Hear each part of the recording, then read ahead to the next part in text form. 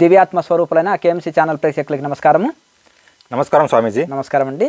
స్వామీజీ, మానసిక రోగాలు, మానసిక సమస్యలు క్రియతో పోవునా? తప్పకుండా పోతాయి. అయితే ఇప్పుడు ఈ ఆధునిక కాలంలో ఈ మానసిక సమస్యలు, మానసిక రోగాలు ఎక్కువైపోయినాయి. కొందరికి కొన్ని ఫ్యామిలీ సమస్యలతోటి కొద్దిగా పిచ్చోళ్ళ లాకనో వాళ్ళలో వాళ్ళు నవ్వుకోవడము, ఒకరే మాట్లాడుకోవడము, మైండ్ సరిగా పనిచేయకపోవడము, ఎవరైనా పిలిచినా పలకకపోవడము, మైండ్ సరిగా పనిచేయక ఉంటారన్నమాట. కొన్ని వాళ్ళ జీవితంలో జరిగిన కొన్ని భయానక సంఘటనలు కానీ కొన్ని సమస్యలతోటి వచ్చేటివి కొన్ని అవుతాయి. ఇంకా కొన్ని ఏమో అతిగా ఆలోచనతోటి, లేకపోతే కొన్ని టెన్షన్స్ తోటి, కొన్ని రకరకాలుగా వాటితోటి కొన్ని వస్తాయి. ఇవి ఇలా రకాలుగా ఉంటాయి. అయితే ఇప్పుడు ఇన్ని రకాల టెన్షన్స్, ఇన్ని రకాల ఒత్తిళ్ళు, ఇన్ని రకాల ప్రెషర్స్, ఇవన్నీ మనుషులకు ఈ ఆధునిక కాలంలో ఇన్ని రకాల సమస్యలు ఉన్నాయి. ఇవన్నీ కూడా సాధన చేయాలి. మనం సాధనతోటి అన్నీ చక్కబడిపోతాయి. ఇప్పుడు హిమాలయాల్లో ఋషులు చూడండి, ఎంత హాయిగా, వాళ్ళకు తిననికే తిండి లేదు, ఉండనికే ఇల్లు లేదు, ఏ సౌకర్యాలు లేకున్నా హాయిగా ఎలా జీవిస్తున్నారు. వాళ్ళకు దేని మీద ఆశ లేదు. ఎందుకు హిమాలయ యోగులే గొప్పవాళ్ళు అంటారంటే వాళ్ళలో త్యాగం ఉంది, సత్యం ఉంది, తపస్సు ఉంది. వాళ్ళు ఎండ వాన చలి అన్నీ తట్టుకుంటారు. వాళ్ళకు ఆహారం అక్కర్లేదు, ఏది అక్కర్లేదు, ఏ కోరికలు లేవు. అయినా ఏది లేకున్నా అందరికంటే హ్యాపీగా ఉన్నారు వాళ్ళు. మనం సమాజంలో అన్నీ ఉండి ఏడుస్తున్నాం కనుక అతి ఆలోచనలు, అతి టెన్షన్స్, అతి అనర్థం ఏదైనా సరే ప్రతిదీ ఉండాలి. మనిషికి మితంగా ఉండాలి. భోజనం కానీ, వ్యవహారం కానీ, పనులు కానీ మితంగా ఉండాలి. అతి ఏది చేసినా అనర్థము. అతిగా ఆలోచించినా, అతిగా టెన్షన్స్ పడ్డా, అతిగా ఆశ ఉన్నా, ఏది ఉన్నా అది అనర్థం, మనిషికి చాలా అపాయాన్ని కలిగిస్తుంది. ఇంకా ఏదో రకంగా మనుషులకైతే ఈ యొక్క మానసికమైన సమస్యలు, మానసిక రోగాలు ఇవన్నీ వస్తాయి కదా, ఇవి క్రియాయోగం వలన తప్పకుండా తగ్గుతాయి. మనసుకు అనంతమైన శాంతిని పొందుతాము. నాడీ మండల శుద్ధి జరుగుతుంది. వీటితోటి ఇవన్నీ కూడా మనకు ఆరోగ్య సమస్యలన్నీ చక్కబడతాయి. ఈ మైండ్ మీద మానసిక సమస్య అనేది మైండ్ పనిచేయకపోవడం సరిగా, ఆ మైండ్లో కొన్ని నాడులు బ్లాక్ అవ్వడము, కొన్ని రకాల సమస్యలు ఉంటాయన్నమాట. ఈ ప్రాణాయామం వలన నాడీ మండల శుద్ధి అయిపోయి బ్రెయిన్కు ప్రాణశక్తి చక్కగా అందించబడి ఆ యొక్క మూసుకుపోయిన నాడులన్నీ బ్రెయిన్ అంతా క్యూర్ అయిపోతుంది. చూడండి, గొప్ప ఋషులకు ఎంత మేధాశక్తి ఉంటుంది. బ్రెయిన్లో అన్ని నాడులు యాక్టివేట్గా అవుతాయి. అన్నీ యాక్టివేట్ అయ్యి బ్రెయిన్ షార్ప్గా పనిచేస్తుంది. అందుకని ఆ ఋషులకు అంత మేధస్సు ఉంటుంది. బ్రెయిన్ కూడా మంచి ఉత్తేజితం అయినప్పుడే సంతోషంగా, ఆనందంగా ఉండగలుగుతాడు, ఉల్లాసంగా ఉండగలుగుతాడు మనిషి.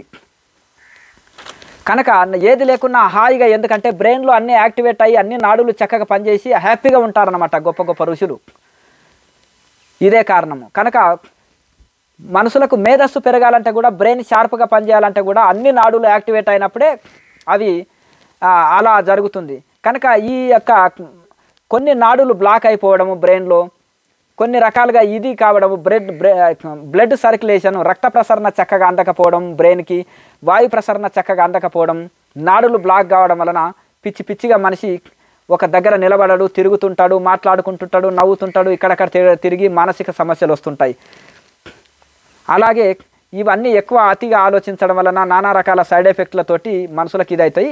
ఈ సమస్యలన్నీ కూడా ప్రాణాయామతోటి ఈ యొక్క బ్రెయిన్ షార్ప్ అయిపోయి, బ్రెయిన్లో మూసుకుపోయిన నాడులన్నీ క్లియర్ అయిపోయి అక్కడ చక్కగా బ్రెయిన్ చక్కగా షార్ప్గా పనిచేయడం వలన ఈ మానసిక రోగాలన్నీ తొలగిపోతాయి. కానీ వాళ్ళు సాధన చేయకపోతే మాత్రం లాభం లేదు. సాధన చేస్తేనే ఇది సాధ్యమవుతుంది. ప్రాణాయామ అభ్యాసము, ధ్యానం బాగా చేయాలి, విచారణ చేయాలి. అలాగే కొంత ఆయుర్వేద మెడిసిన్ వాడొచ్చు వాళ్ళు. దీనికి సూటిపడిన మంచి ఆయుర్వేద వైద్యుడు, మంచి ఆయుర్వేద డాక్టర్ చదివి అపారమైన మూలికల యందు అనుభవం ఉండి, మంచి సిద్ధ వైద్యము, లేకపోతే మంచి రసవాద వైద్యము, అలాగే భస్మాలు, పుటాలు, ఇటువంటి దాంట్లో మంచి ఎక్స్పర్ట్ అయిన వాళ్ళు, మంచి వాళ్ళ అనుభవజ్ఞుడు డాక్టర్ తోటి ఇంత మెడిసిన్ కూడా వాడొచ్చు, ఆయుర్వేద మెడిసిన్.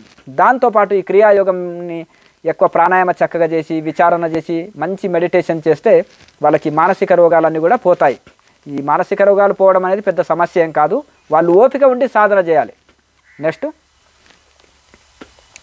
స్వామీజీ, క్రియలో మధ్య మధ్యలో మహాముద్ర వేయవచ్చునా? వేయవచ్చు మధ్య మధ్యలో. అయితే చాలామంది ఏమనుకుంటారంటే మేము డీప్ మెడిటేషన్ చేస్తుంటే ఆసనం మార్చుకున్నప్పుడు మాకు ధ్యానం కుదిరేదే కష్టంగా కుదురుతుంది, మళ్ళీ ఆసనం మార్చినప్పుడు మళ్ళీ బహిర్ముఖం మనసై మళ్ళీ ఆలోచనలు వస్తున్నాయని కొంతమంది చెప్తుంటారు. కానీ ఏ ముద్ర వేస్తున్నా కళ్ళు తెరవద్దు, ధ్యాన స్థితిలో ఉండే అవి చేస్తుండాలి. మళ్ళీ కళ్ళు తెరిచి ఇవన్నీ మార్చుకునే వరకు మళ్ళీ మనసు బహిర్ముఖమై మళ్ళీ అంతర్ముఖంగానికే కష్టమవుతుంది కొత్తలో వాళ్ళకి. పాత వాళ్ళకి ఏం కాదు, కానీ కొత్త వాళ్ళకి అప్పుడు ఏం చేయాలంటే బహిర్ముఖం కాకుండా కళ్ళు తెరవకుండా శరీరం కదలకుండా కాళ్ళ నొప్పి వస్తే మహాముద్ర ఒక సెట్ వేయచ్చు. ఏ ముద్రలో మీకు ఆనందము శాంతి కలుగుతుందో ఆ ముద్రని పదే పదే ఎక్కువసార్లు వేసుకోవచ్చు. అలాగే మీకు కాళ్ళ నొప్పి వచ్చిన మహాముద్ర ఒక సెట్ వేయచ్చు. శరీరానికి చక్కటి ఫిట్నెస్, కుండల్ని యాక్టివేట్ చేస్తుంది, చక్కటి ఫిట్నెస్ ఇస్తుంది, నడుము నొప్పులు కాళ్ళ నొప్పులు లేకుండా చేస్తుంది, మనకు ఎంతో రిలీఫ్ని రిలాక్స్ని, శరీరాన్ని అంత లూజ్గా ఫ్రీగా అవుతుంది. ఇప్పుడు బిగుసుకపోయినట్టు శరీరము బిగ్గరగా ఉండే శరీరాన్ని లూజ్ అయిపోతాయి అన్నీ ఎక్కడివక్కడ. శరీరంలో అన్ని పార్ట్స్ లూజ్ అయిపోయి చక్కగా శరీరాన్ని ఎట్లా అంటే అట్లా వంగుతుంది. అసలు మహాముద్ర వేయలేని వాళ్ళు పర్ఫెక్ట్గా వేయగలుగుతారు, చేయగా ఎన్ని సెట్లైనా వేయగలుగుతారు. కనుక సాధనలో మధ్య మధ్యలో మహాముద్ర వేసుకోవచ్చు, కళ్ళు తెరవకుండా శరీరాన్ని కదలకుండా చక్కగా అంతర్ముఖమై చేయాలన్నమాట. ఒకవేళ కాలు నొప్పి అనిపిస్తే ఆసనం కూడా మార్చుకోవచ్చు. అంతర్ముఖమై సాధన చేస్తుండే ఇవన్నీ చేయాలి. నెక్స్ట్ స్వామీజీ, ధ్యానం ద్వారా గురువులతో ధ్యానంలో మాట్లాడవచ్చా? ఆ శక్తి సంపాదించుకోవాలి. అది సామాన్యం కాదు. ఏదో 2 రోజులు ధ్యానం నిద్రపోయి గోడ కాని కూర్చుంటే వచ్చేది, నిద్రపోయి ధ్యానం చేస్తే వచ్చేది కాదు.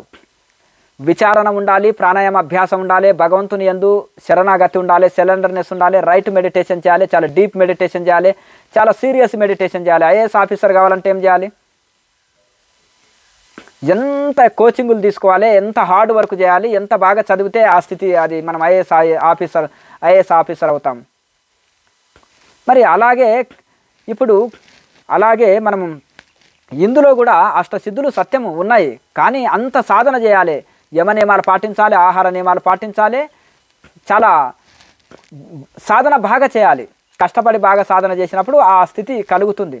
కానీ 1 రోజు 2 రోజుల్లో ఇది సాధ్యమయ్యేది కాదు. ఇప్పుడు 1వ తరగతిలో ఉండి నేను ఐఏఎస్ అవుతానా అన్నట్టు అవుతుంది ఈ క్వశ్చన్. అవుతావు, ఎంతోమంది అయ్యారు కదా, వాళ్ళంతా హార్డ్ వర్క్ చేస్తే మనం కూడా అవుతాం. నిరుత్సాహపడొద్దు. ఆ అష్టసిద్ధుల్లో ఒకటి ఇది కూడా. మనం ధ్యానంలో కూడా ఏ ఋషితోటి అయినా మనం పోయి మాట్లాడాలంటే అష్టసిద్ధుల్లో ఇది ఒకటి, టెలిపతి. మరి ఆ స్థితి అందుకోవాలంటే అంత హార్డ్ వర్క్ మనం చేయాలి. పూర్వం ఋషులు చేసినంత సాధన చేస్తే మనం ఆ స్థితి అందుకుంటాము. కానీ కొత్తలో ఇది కావాలి అది కావాలని గొంతెమ్మ కోరికలు చాలా ఉంటాయి సాధకుడికి. అష్టసిద్ధులు పొందాలి, నేను టాటా అని అనుకుంటాడు. కానీ నిజమైన మనోలయం చేసిన తర్వాత కోరికలు చచ్చిపోతాయి, ఇక కోరికలే ఉండవు, ఇవి కూడా భ్రమనే అని అనుకుంటాడు. సమాధి గురించి గొప్పగా వర్ణించి పతంజలి మహర్షి ఆ సమాధి స్థితి సాధన చేస్తే కలుగుతుందని సాధన పాదంలో కొన్ని సాధన పద్ధతులు ఇచ్చారు. ఆ సాధన చేస్తుంటే కొన్ని విభూతులు కూడా వస్తాయని 3వ పాదంలో విభూతుల గురించి చెప్పాడు. ఆ విభూతులు కూడా వదిలిపెడితే కైవల్య స్థితి, మోక్ష స్థితి అందుకుంటావని చెప్పారు. మొదలు కొత్త సాధకుడికి ఆసక్తి ఎక్కువ ఉంటుంది సిద్ధుల మీద, కానీ అది కాకినే ముట్టుకోం, కాకి మలాన్ని ముట్టుకోం కదా అసలు. కనుక కాకి మలం వలె వదిలిపెట్టాలి. అవి వదిలిపెడితేనే కైవల్య స్థితి అందుకుంటామని చెప్పారు. కానీ స్టార్టింగ్లో వచ్చే సిద్ధులు భ్రమలో కలిగించి సాధన నుంచి పతన చేస్తాయి.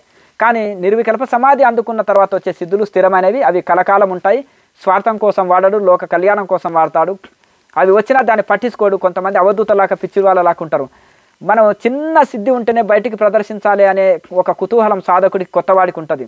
కానీ వాళ్ళు నిండుకుండా తొలకనట్టుగా సంపూర్ణ సిద్ధులు వాళ్ళ చేతుల్లో ఉండి కూడా ఒక పిచ్చోళ్ళలాగా జీవిస్తుంటారు వాళ్ళు. అంత నా ఆత్మస్వరూపమే, ఎవరి ముందు నేను ఇది లీలా చూపుదు, అంత నా ఆత్మస్వరూపమే కదా అని వాళ్ళు ఒక పిచ్చి వాళ్ళలాగా గడుపుతుంటారు. కొత్తలో ఇవన్నీ కోరికలు ఉంటాయండి, తర్వాత ఈ కోరికలన్నీ చచ్చిపోతాయి. కోరిక లేని స్థితికి మనం అందుకుంటాము సాధకుడికి. కనుక ఇవన్నీ ఆ కఠోర సాధన చేసి ఆ సిద్ధి పొందినప్పుడు మనము అది తప్పకుండా ఇవి చేయగలుగుతాం. అష్టసిద్ధుల్లో ఏదో ఒక సిద్ధి అంది, అష్టసిద్ధులు కూడా పొందవచ్చు మనిషి.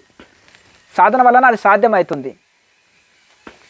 నెక్స్ట్ స్వామీజీ, బ్రహ్మచర్య సిద్ధికి ఆహార నియమం మరియు ఆసనాలు చెప్పండి. బ్రహ్మచర్య సిద్ధికి ఎల్లిపాయ ఉల్లిపాయ వాడొద్దు, మసాలా వస్తువులు వాడొద్దు, ఆయిల్ ఫుడ్స్ ఎక్కువ తీసుకోకూడదు, తేలికపాటి ఆహారం తీసుకోవాలి. రా ఫుడ్ ఎక్కువ సహకరిస్తుంది, అప్పుడప్పుడు కొంత రా ఫుడ్ తీసుకోవాలి.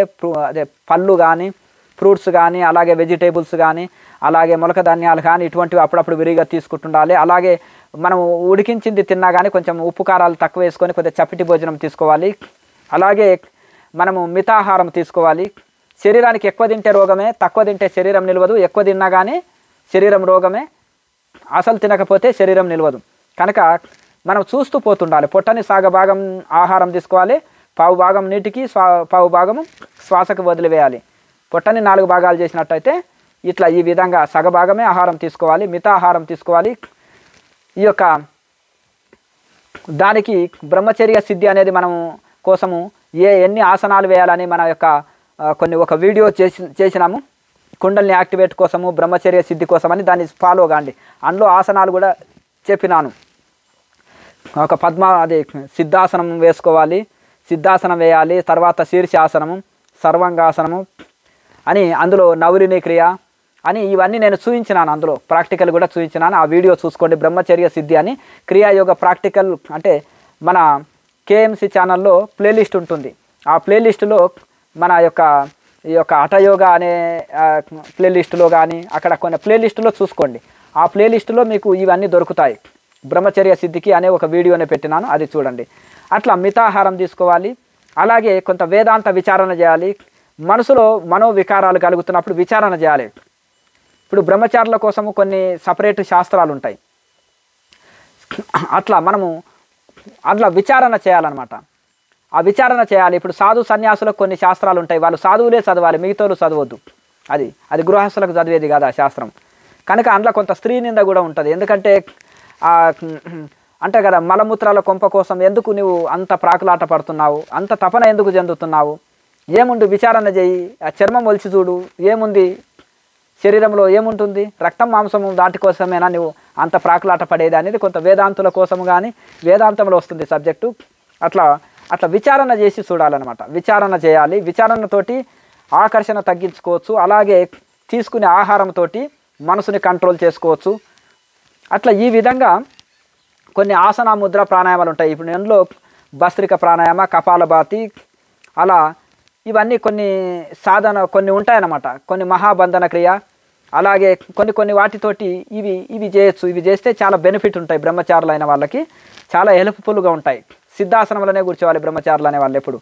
అట్లా ఈ విధంగా ఇవి ఆహార నియమాలు పాటిస్తే మసాలా వస్తువులు తినకూడదు, ఆయిల్ ఫుడ్స్ ఎక్కువ తీసుకోకూడదు, ఎల్లిపాయ ఉల్లిపాయ వాడకూడదు, మితాహారమే తీసుకోవాలి, చప్పటి భోజనమే తీసుకోవాలి, వేదాంత విచారణనే చేయాలి, ప్రాణాయామాభ్యాసం ధ్యానాభ్యాసం నిరంతరం చేయాలి. అట్లా మనకు మనోవిద్రేకాన్ని కలిగించే మాటలు వినకూడదు, దానికి సంబంధించిన దృశ్యాలు చూడకూడదు, దానికి సంబంధించిన గ్రంథాలు చదవకూడదు. అట్లా మనసుకు శాంతిని కలిగించేది వాటినే చదవాలి, వాటినే వినాలి. వేదాంత విచారణ హనుమంతుడిని, అలాగే నారదుడిని, హనుమంతుడిని, భీష్ముడిని, ఇటువంటి వాళ్ళని వాళ్ళ పరాక్రమము, శంకరాచార్యులు ఇటువంటి వాళ్ళ పరాక్రమము, వాళ్ళ యొక్క ఎంత గొప్ప సిద్ధి పొందారు, ఎంత గొప్ప పరాక్రమం కలిగి ఉన్నారు అనేది మనం దాన్ని చదవాలి. సింహము 3 సంవత్సరాలకు ఒకసారి ఆ యొక్క సంసార జీవితం అనుభవిస్తుంది, మిగతాప్పుడు బ్రహ్మచర్యం పాటిస్తుంది. కాబట్టి అంత పరాక్రమం అనమాట. ఏనుగు బ్రహ్మచర్యం పాటించదు కనుక సింహం కళలోకి వస్తేనే చచ్చిపోతుంది ఏనుగు. కానీ ఏనుగు యొక్క కాలు లావే ఉంటుంది, ఏనుగు యొక్క పాదం ఉంటుంది కదా కాలు, ఆ కాలు లావే ఉంటుంది సింహము. కానీ ఆ సింహాన్ని గాండ్రింపుతోటే ఏనుగుల గుంపులు పారిపోతాయి. సింహము ఎంత పరాక్రమం అంటే ఏనుగు యొక్క కుంభస్థాన్నే కొడుతుంది. అది అంత సాహసము, ధైర్యము, పరాక్రమము సింహంలోన ఎందుకుంటాయి అంటే 3 సంవత్సరాలు బ్రహ్మచర్యం పాటిస్తుంది, 3 సంవత్సరాలకు ఒకసారి అది సంసార సుఖం అనుభవిస్తుంది అంతే.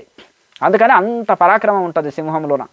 కనుక ఈ విధంగా గొప్ప గొప్ప ఋషులని మనం ఆదర్శం తీసుకోవాలి. వాళ్ళు పొందిన సిద్ధులు ఏంటిది, వాళ్ళు దాంతో ఎంత చక్కటి ఆరోగ్యం పొందారు, వజ్రకాయం శరీరాన్ని పొందారు, అలాగే ఈ యొక్క ప్రకృతిని జయించారు, వాళ్ళని మనసుని జయించారు, వాళ్ళు శరీరం వజ్రకాయంగా తయారైంది అని ఇట్లా విచారణ చేయాలి. విచారణ చేస్తే మనకు ఆ విచారణ వలన దాంతో బ్రహ్మచర్య లాభాల గురించి విచారణ చేసినప్పుడు అప్పుడు సాధనకు కావలసిన శరీరం తయారై సాధనలో రాకెట్ స్పీడ్ తోటి సాధన సాగుతుంది.